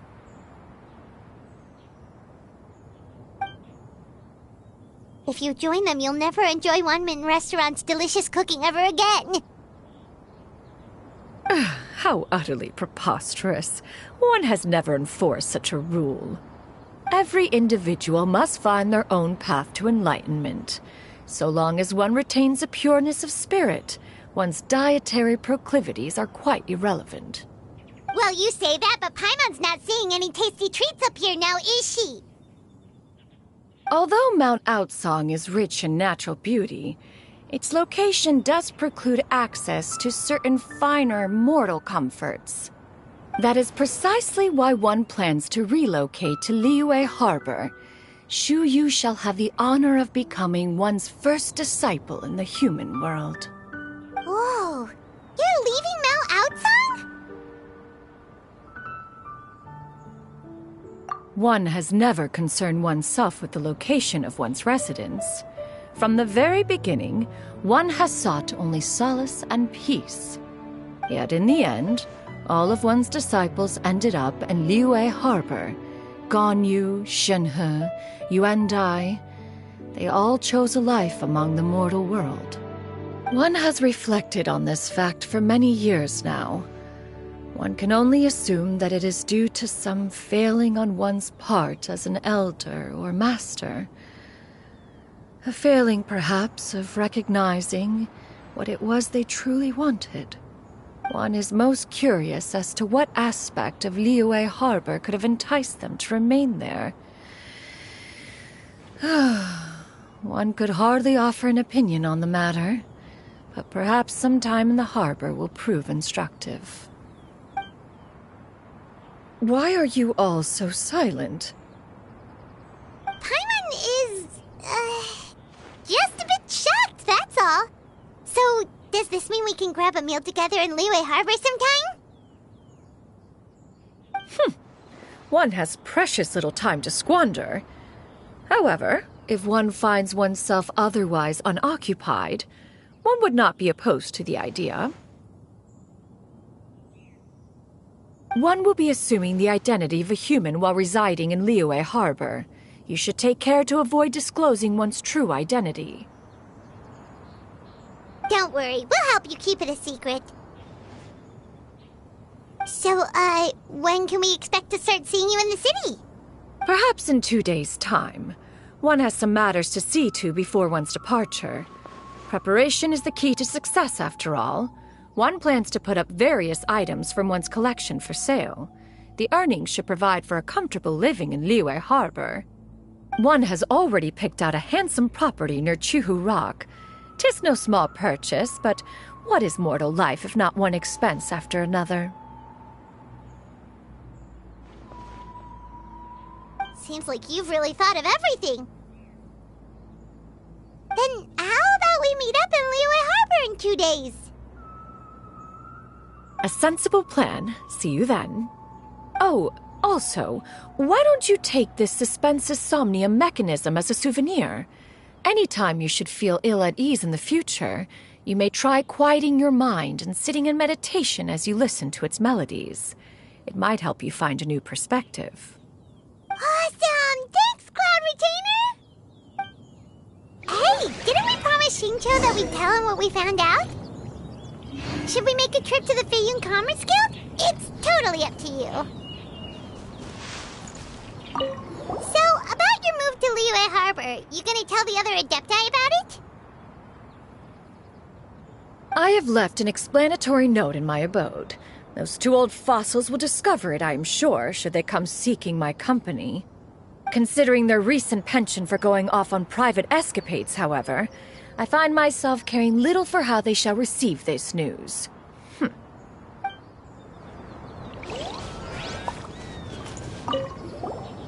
By the way, Shuyu, we have a friend who helped us learn a lot of information about your granny. Is it okay if we tell him the full story? Sure, I don't think Granny would mind, as long as you don't tell a whole bunch of people. I don't think she'd want too many people to know. They might go to Mount Outsong and start bugging her about it.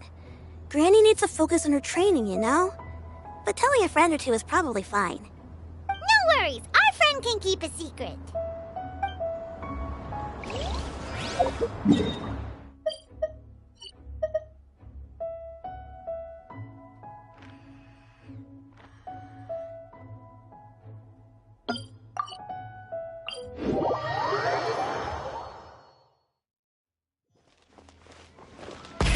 Rev the engines!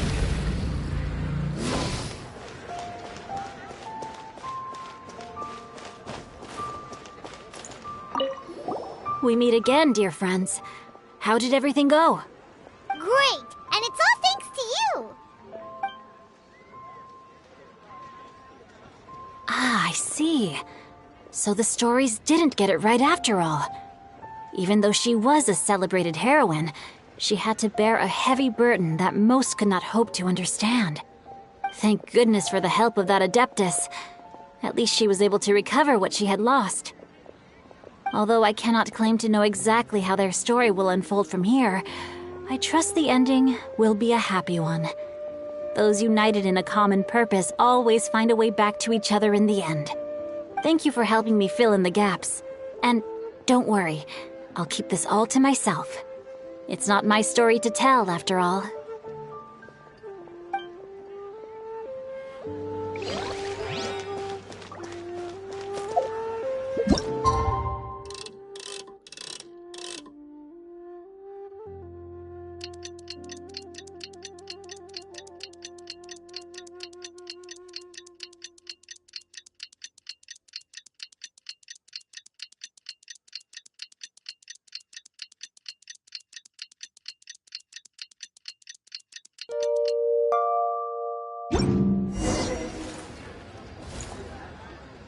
Full throttle!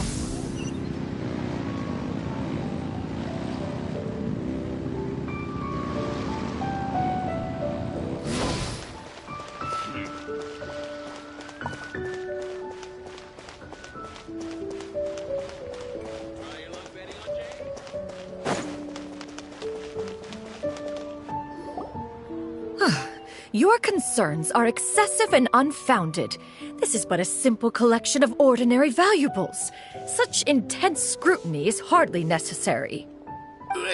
To be quite honest, your insistence on that fact is my primary cause for concern. In what way are any of these ordinary? Every single item here could be worth more than everything I own combined. I simply can't risk shelling out that kind of mora without proper scrutiny. If I'm wrong, I would never be able to earn it back, not even if I worked every single day for the rest of my life. I have to be careful. Yes, you can never be too careful. We're here, Clow. Miss Shenyan, what are you guys arguing about? Ah, perfect timing. This ignoramus is questioning the authenticity of my wares. I'll have you know, these items have remained untouched in my personal collection for several hundred years. To question their legitimacy is pure folly. Several hundred years? Indeed. They're family heirlooms, you see, passed down over many generations, as families are wont to do. Yep, they've definitely been around a while. We can vouch for her on that one. Hear that? Had I not found myself in need of mora, I would scarcely have had the heart to part with them. Indeed, you should consider it an honor to even have the opportunity to behold them with your own eyes. Doubt their authenticity any further, and I may just decide to take them to another buyer. Whoa, please don't go! I apologize for any insult, miss. You see, I know full well that I lack the knowledge to judge the true worth of these items. If you could wait but a moment, I've hired an expert to appraise them for me. He should be here shortly. An expert, you say? Very well. I will wait for a little while longer, then. Traveler, Paimon, this is my new residence. If you have cause to seek my company in the future, this is where you can find me. Master! Oh, it's you two again. Hello. Shiryu! You got a new outfit! It looks great on you. Mm-hmm. Master made it for me. I like it too. Huh? You know how to make clothes? Do I know how to make clothes? With the support of the proper mechanism, sewing is hardly a challenge. Master, I brought in most of my stuff. There's a few boxes left, but they're kind of heavy, so I just left them outside. Fret not. I shall help you move them into your room. Actually, I should probably sort through my stuff a bit first. Everything's kind of messy right now, so maybe you could, not look yet, Master? Yeah, that'd be great. It appears my young apprentice has her own fair share of secrets. No matter. Do what you must, child. Now, this expert you mentioned, when can we expect their arrival? Soon. Ah, there he is!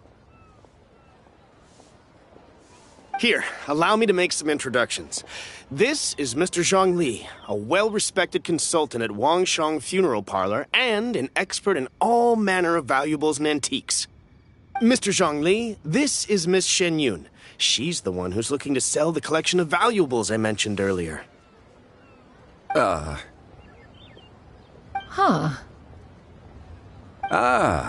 If it isn't Miss Shen Yun. It has been quite some time since our last meeting. What a serendipitous reunion. Indeed, most serendipitous. Have you been faring well as of late, Mr. Zhongli? Quite well, thank you. I was fortunate enough over the past few days to enjoy both a stroll in the mountains and a fresh brew of tea from the most recent harvest. The experiences left me with such insight and peace. Huh. So you two are already acquainted? Indeed. How fortunate we are that fate has brought us together again. If you are otherwise unaware, allow me to inform you that Miss Shen Yun is a well-regarded collector and appraiser. She is well-versed in all fields, and oft-celebrated for her impeccable taste. You stand to gain much from this opportunity. You are too kind, Mr. Zhongli. True collectors pride themselves on their wealth of knowledge and eye for detail. I can say without a doubt that you are foremost in that regard. Why, you flatter me, Miss Shen Yun. It would seem that you are as self-effacing as ever. Not at all, Mr. Zhongli. Not at all. While I am loath to butt into this conversation, I must ask, you two already knew each other, and you seem to have quite a cordial relationship. Can I be certain that you're not working together to swindle me? I mean, you never know. Huh!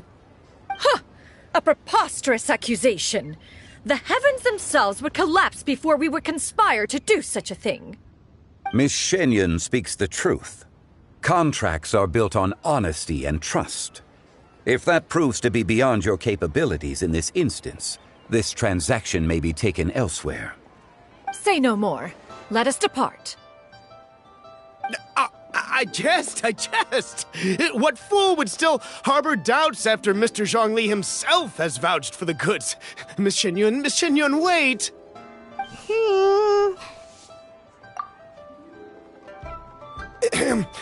I deeply apologize for doubting you. So, Mr. Zhongli, could you please give me a final verdict on the value of these items? There is no cause for concern.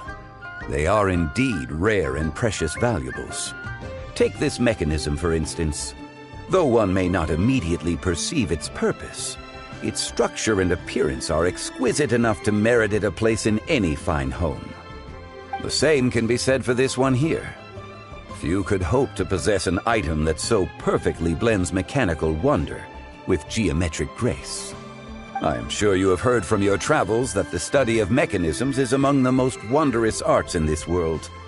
With that in mind, I earnestly recommend procuring every last item in this collection. All right. Since I hired you as my consultant, Mr. Zhongli, I shall, of course, trust your good opinion.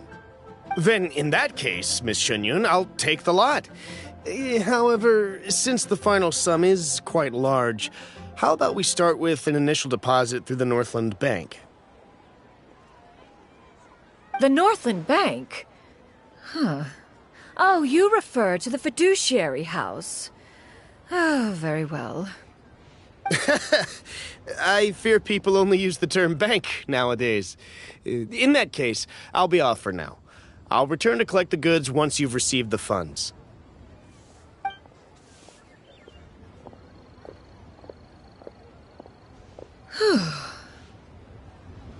Zhongli!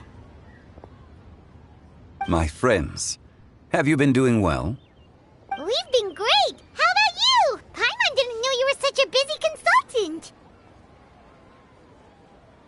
My days have been quite pleasant as well. I had been quietly enjoying a cup of tea when Mr. Xiaozu requested my services. As for you, Miss Shenyun, I presume you must be looking to settle in the city? I must say, the name Shenyun sounds exceedingly strange coming from you. Perhaps you could dispense of that particular epithet in further conversation. Whatever for. Am I not addressing you as a friend should? Well, that is true, but... Alas, refer to me however you will. After all, a name exists such that others may address you with it. One is hardly ignorant of that fact. It would seem that you have gained many valuable insights over the years, Cloud Retainer. One has indeed. One's previous days were all brief. Now that one has made up one's mind to move and settle, one has gained a much better appreciation of the hubbub and commotion of the city, as well as the people's hard work and ardor. This city is much changed from how it was more than 1,000 years ago. Not unlike the ocean tides, so too shall the movement of people ebb and flow. From turmoil to peace, enlightenment to aspiration. Human society possesses limitless potential. In another 1,000 years, the scene we witness here may change in ways that are impossible for either of us to imagine. Alright, that's enough reflection for one day. No need to get all sentimental on us. You make a valid point, Paimon. Now that the sale has concluded, what say one plays the host as we try some specialty dishes together? One must profess great interest in trying bamboo shoot soup. Perhaps you have forgotten, Cloud Retainer, but I once tried my hand at that dish. You were at the table on that occasion, so logic dictates that you should have already tried it. Oh? What occasion was this? It was a reunion between friends several centuries ago. Alas, you must have been too preoccupied to secure yourself a portion. Or perhaps our other companions simply availed themselves of faster reflexes on that occasion. Ha! Hardly. 'Twas most certainly out of consideration for the others in attendance. In but a moment, one will show you what it means to have a true deftness of hand. It is settled then. Bamboo shoot soup, mora meat, crab roe tofu, triple-layered consommé. We shall enjoy the lot. One has already passed word to Shenhe and Ganyu to make a reservation. It is prime time for them to meet one's newest disciple. Is that agreeable to everyone?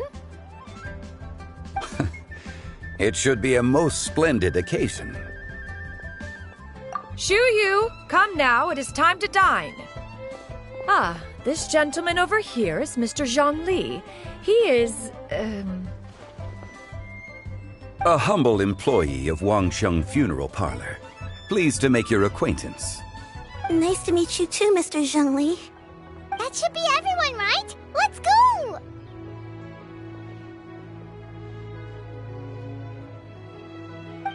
Sounds good. Actually, Master, have you ever tried Adeptus' temptation? I heard it's impossible to stop eating after even just one bite. You know, 'cause it's super tempting and stuff. Is that true? That sounds rather implausible. Although with the right preparation, certain dishes can be too delicious to resist. Huh? Why are you all walking so fast? Hey, wait for Paimon! Hey, wait up!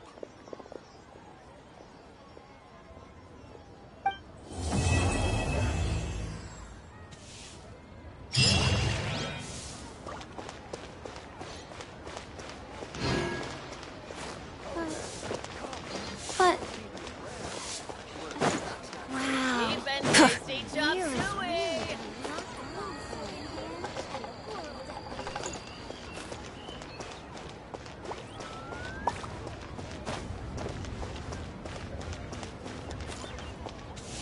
Try something new at the One Mean Restaurant.